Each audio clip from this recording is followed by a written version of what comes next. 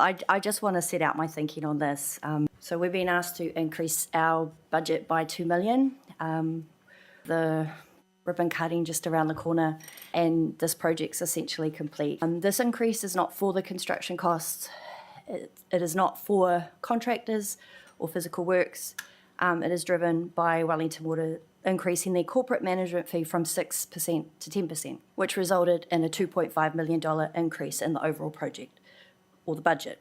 This was a known cost change to Wellington Water for at least 18 months. It was not brought to councillors at the time. Instead of coming to council, the approach was to try and cover it from the contingency. But the contingency is for unknown project risks. This was not that. This was a known increase in their fee.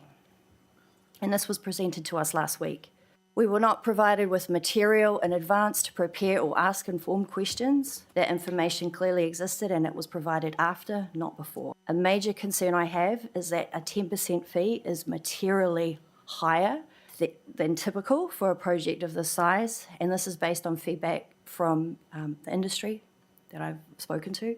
I'm told typical fees are more in the range of 5 to 6%.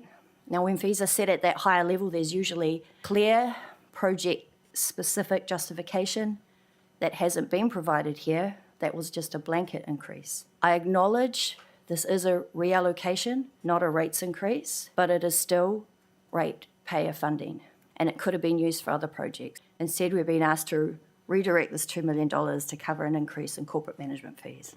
So even though the cost ultimately flows through the system, I'm not comfortable approving it in the form given the lack of transparency and timing. So while I understand others may take a different view, I don't think it's appropriate for me to endorse this approach, and I'll be voting against it.